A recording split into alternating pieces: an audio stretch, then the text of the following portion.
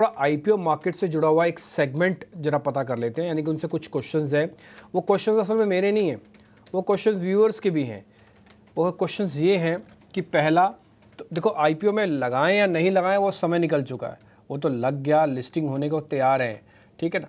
अब क्वेश्चंस दूसरे तरह के मार्केट में चल रहे हैं और उनका जवाब गौरांग भाई देंगे। गौरांग भाई, आपने बजाज हाउसिंग फाइनेंस के बारे में रीड किया हुआ है ना, तभी पूछें आपसे फिर। जी हाँ, पढ़ा भी है। मैनेजमेंट की टिप्पणियां कारोबार को लेकर के आईपीओ के पहले जो आपके चैनल पर और बाकी अन्य माध्यम पर आकर के बातें की थी। देखिए दीपी, एक चीज यहाँ पर समझना ये अनिवार्य होगा कि हाउसिंग फाइनेंस कंपनी जो क्षेत्र है, एचएफसी क्षेत्र जिसे हम कहते हैं, वहां पर पहले से ही काफी सारी कंपनियां मौजूद है, पहली बात।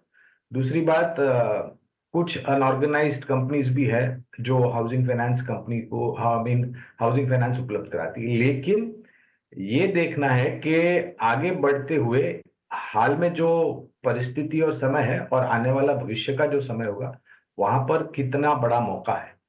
तो ये मार्केट, मेरे ख्याल से हाउसिंग फाइनेंस का मार्केट 12 या 15% प्रति साल के रन रेट से बढ़ रहा है।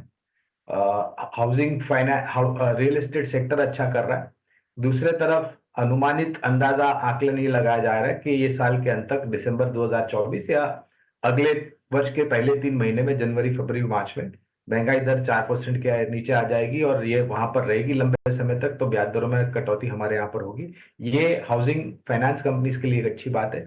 और आज के तारीख में ये बजट के पश्चात लोग प्रयास ये कर रहे हैं कि निवेश के लिए नहीं, लेकिन खुद के रहने के लिए घर खरीदे। और अफोर्डेबिलिटी भी मेरे ख्याल से कुछ हद तक बढ़ रही है। ये पूरा अगर समीकरण मैं आपके सामने रखता हूं, तो मेरे ख्याल से पहले तो काफी सालों बाद बजाज ग्रुप के तरफ से बजाज हाउसिंग फाइनेंस का आईपीओ आया है। और 70 रुपए का ऊपरी स्तर है। मेरे ख्याल से ज्यादा महंगा भी नहीं है, ज्यादा सस्ता भी नहीं है। और नतीजों के आधार पर काफी बेहतर रुझान आ सकता है यहाँ पर। इसलिए मैं आपसे ना 3 क्वेश्चंस की फॉर्म में ये पता करना चाहता हूँ। आपने कहा ज़्यादा महंगा भी नहीं है।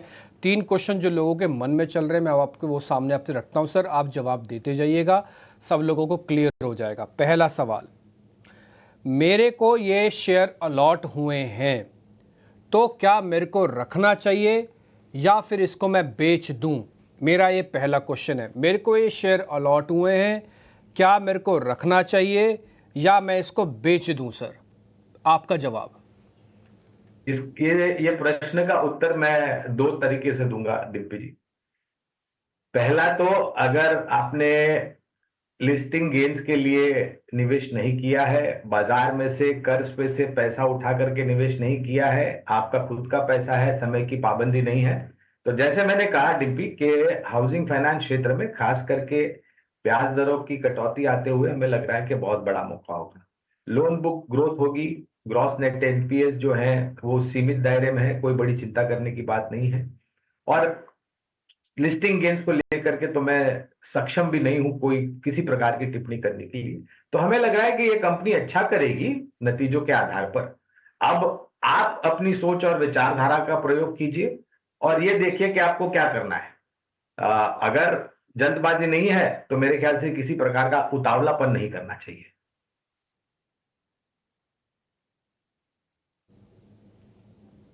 ठीक है, उतावलापन नहीं करना चाहिए। तो सेकंड क्वेश्चन का जवाब भी आपने बैक टू बैक दे दिया। सर, मैं तीसरे क्वेश्चन पे आता हूँ। मेरे को अलॉटमेंट ही नहीं हुआ, मेरे को शेयर मिले ही नहीं, तो जब लिस्टिंग होगी तो मैं खुलते ही बजाज फाइनेंस के शेयर्स को प्लस कर लूँ सर? खुलते ही सेकेंडरी मार्केट का पार्ट होऊंगा अब तो मैं, जो भी मिलेगा गैप मिलेगा, आप क्या करें, तो मैं खुलते ही प्लस कर लूँ सर? तो ये जो शब्द मैंने उतावलापन का जो प्रयोग किया, जो शब्दावली का प्रयोग किया डिम्पी, ये मात्र उस समय धारा को आधारित रही है। बाजार में भी मैं हमेशा लोगों को यही कहता हूं कि उतावलापन नहीं करना चाहिए। हाँ, मुनाफा समेटने के लिए आपको उतावलापन करना चाहिए जब भी आपको लगे कि आपके जो अनुमान थे उसके आधार पर आपको मुनाफा मिल रहा है। जिस प्रकार से सब्सक्रिप्शन हुआ था और जो आंकड़े हमारे और आपके समक्ष में, मेरे ख्याल से उत्साह बहुत होगा लिस्टिंग के समय पर, आज मेरे ख्याल से। और यहाँ पर भी मैं वही कहूंगा कि थोड़ा समय दीजिए।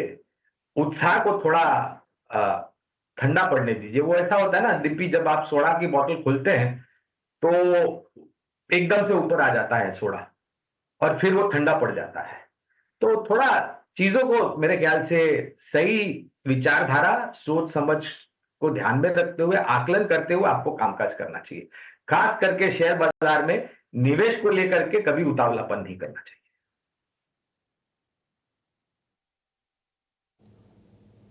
ठीक है, मैं आपके क्वेश्चंस का जवाब समझ गया सर। आप ये कह रहे हैं कि खुलते एकदम से उतरने के उतावलापन दिखाने की ज़रूरत नहीं है। पहले क्वेश्चन का जवाब मैंने आपने दे दिया हमको कि नहीं, थोड़ा बने रहिएगा। और दूसरा पॉइंट है कि मौका देख के जब आपको लगे कि ठीक है आपके थोड़े पैसे बन गए हैं तो आपको बुक भी करना है तो आप बुक भी कीजिएगा। सारे शेयर्स चेक करवा लेता हूँ मैं जिनके पास कल बहुत स्ट्रॉन्ग पोजिशंस थी, क्या वो और चलेंगे। एक शेयर का नाम था ओरेकल फाइनेंस, 5.5% चला हुआ शेयर है, बढ़िया है। और ये शेयर करीब करीब पहुंच चुका है 12,500, 12,200 समथिंग का शेयर हो चुका है। प्रशांत, आज इस शेयर को और ट्रेड करने की ज़रूरत है। इतना चलने के बाद नए वालों की हिम्मत जवाब दे देती है। बहुत दिलेर लोग होंगे जो इस तरह अभी भी ट्रेड कर पाएंगे। तो डिम्पी जी, सबसे पहले डिस्क्लेमर दूंगा, इसमें मेरी पर्सनल पोजीशन भी है और ये पहले भी काफी बार रेकमेंड भी हो चुका है, मतलब डिस्कस हो चुका है शो पे। ओवरऑल मैं स्टॉक पे काफी बुलिश हूँ। अभी एक बहुत बड़ा ब्रेकआउट आया है, वॉल्यूम्स काफी वक्त से, मतलब 4-5 दिनों पहले ही वॉल्यूम्स चार्ट पे नजर आए थे, प्राइस ब्रेकआउट बाद में नजर आया है। मुझे लग रहा है अब इसको इस लेवल पे चेज नहीं करना चाहिए, एक डिप की जरूरत है, करीबन 12,100 150 के आसपास अगर मिले तो ठीक है, वरना अभी वेट करना चाहिए। एग्जिस्टिंग लॉन्ग जो है वो बहुत कंफर्टेबली होल्ड करें। मुझे लग रहा है ये स्टॉक और अच्छी मूव दे सकता है यहाँ से।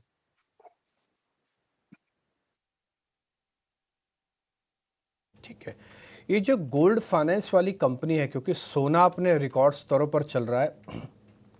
आज भी हमने वो टॉप जो विंडोज़ काटते हैं 4 विंडोज़, उसमें भी ये बात हम जिक्र कर रहे थे। तो गोल्ड फाइनेंसिस कंपनीज में अभी भी पोजीशन रखे प्रशांत। ये मुथूट और मन्नापुरम दोनों के लिए मैं पूछ रहा हूँ आपसे। तो यहाँ पे डिम्पी जी, मुझे लग रहा है कि एक जो ऊपरी लेवल्स पे बिकवाली आई है, स्पेशली मुथूट फाइनेंस में, और गैप अप हुआ था, वो थोड़ा सा अभी यहाँ पे कॉशियस अप्रोच रखना होगा। और जो 2 दिनों पहले की क्लोजिंग थी, यानी करीबन 1980-90, इस जोन के नजदीक अगर मिले तो आप एक अटेम्प्ट ले सकते हो। आपकी रिस्क डिफाइंड है, तो आपकी रिस्क होगी क्लियरली 1960-65 के आसपास आपको स्टॉप लॉस रखना है। तो उसके जितने नजदीक मिले वो एक बेहतर एंट्री होगी। और वहां से आप जो स्विंग हाइज बने हुए थे करीबन 2080 2075, इन्हीं को फर्स्ट टारगेट मान के चल सकते हो। सो आपको सिर्फ लोअर लेवल्स पे रह के रिस्क रिवॉर्ड को थोड़ा बेहतर बनाना है।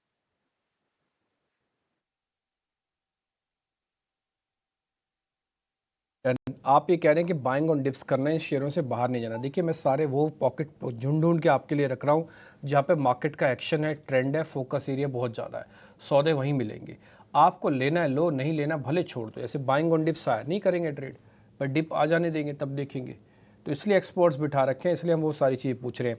एक और सेगमेंट को भी काफ़ी अच्छे से एंजॉय किया था आपने, वो था बजाज को लेकर। Bajaj housing finance, Bajaj Finserv, ये सारी की सारी कंपनी चली।